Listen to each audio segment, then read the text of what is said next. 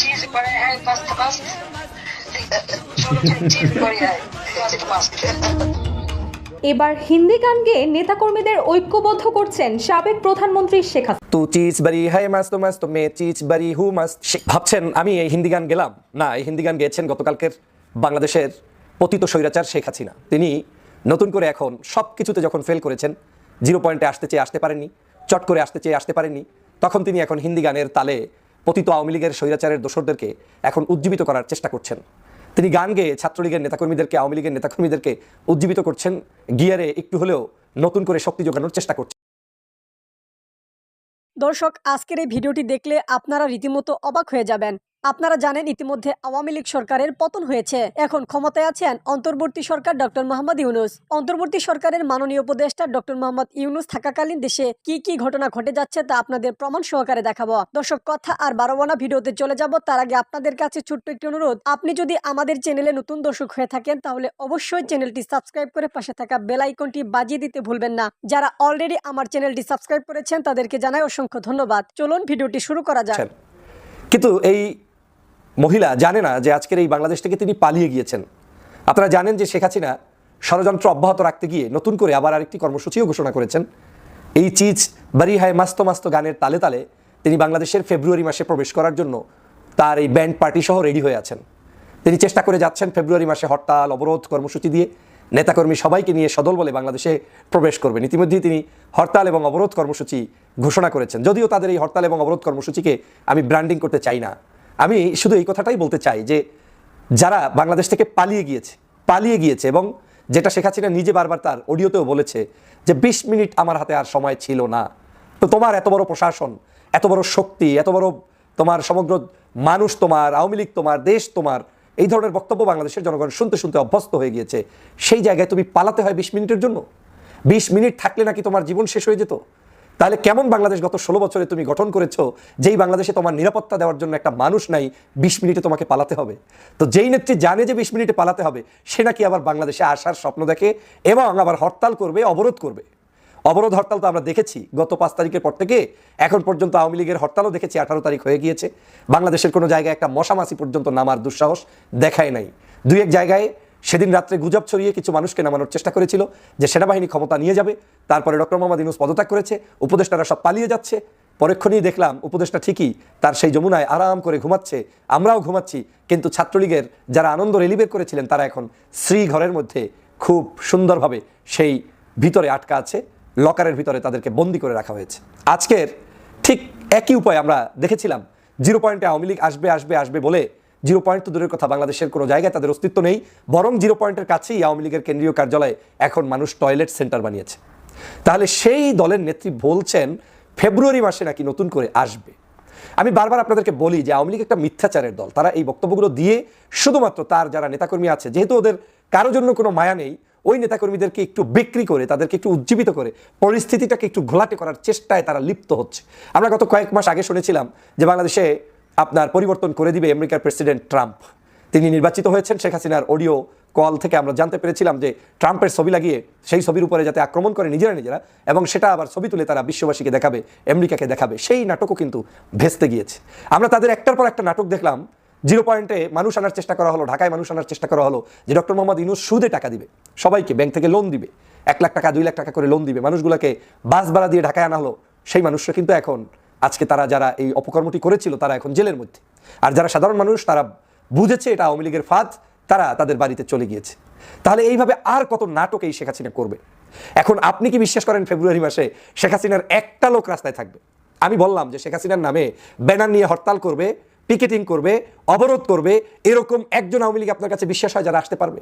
যদি তাই হতো তাহলে শেখ হাসিনা যেদিন পালিয়ে যায় সেদিন অন্তত একটা এমপি মন্ত্রী তার সাথে সাক্ষাতে মিলিত হতে পারতেন।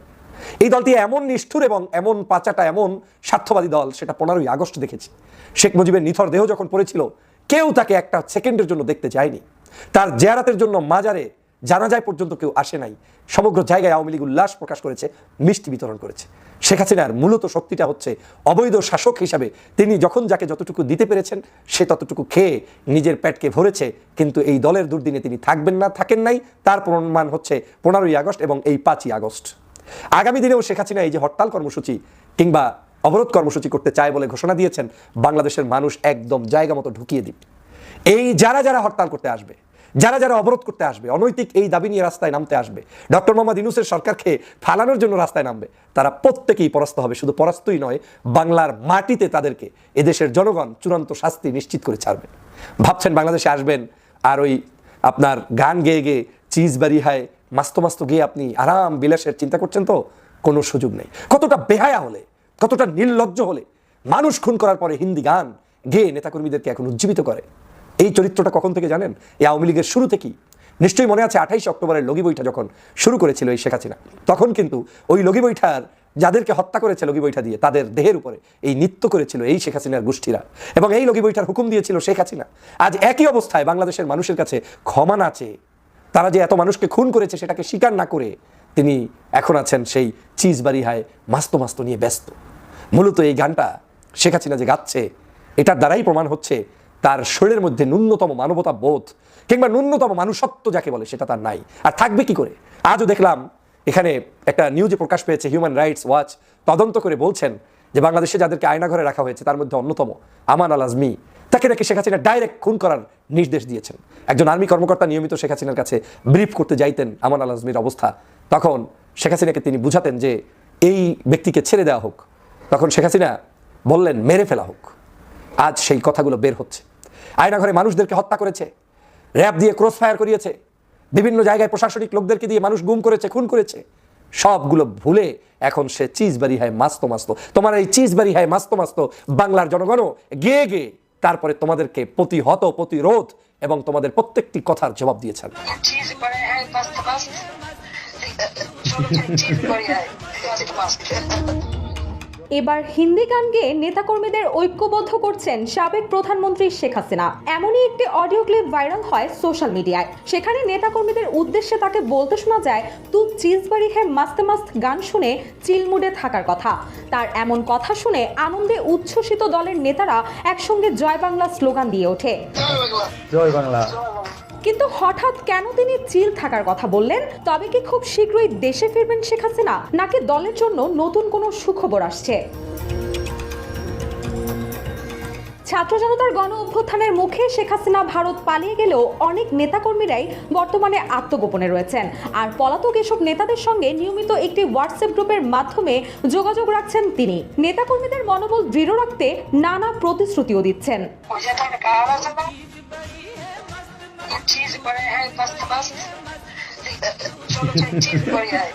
ফাঁস হওয়া অডিওতে শোনা যায় পলাতক নেতাদের নির্দেশনা দিয়ে শেখ হাসিনা বলেন, RICL TMX, যুগের পর যুগ স্থাপনা থাকে মজবুত।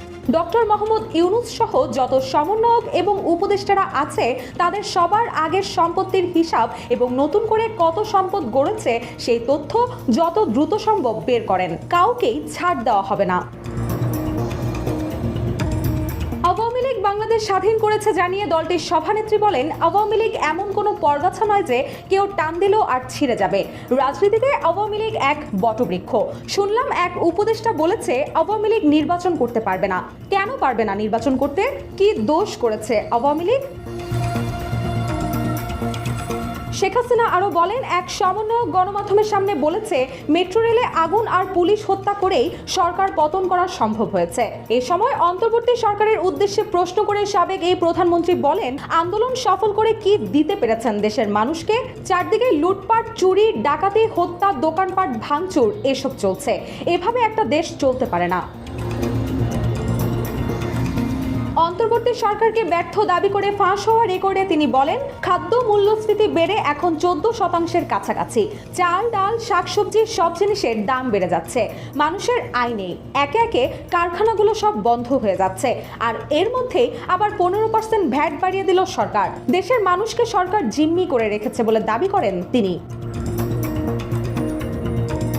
সবশেষ দলের নেতাকর্মীদের উদ্দেশ্যে শেখ হাসিনা বলেন, দলের উপর বিশ্বাস রাখবেন। আওয়ামী লীগের উপর এমন ঝড় আগেও এসেছিল। ইনশাল্লাহ খুব দ্রুত এই সংকট কাটিয়ে উঠবো আমরা।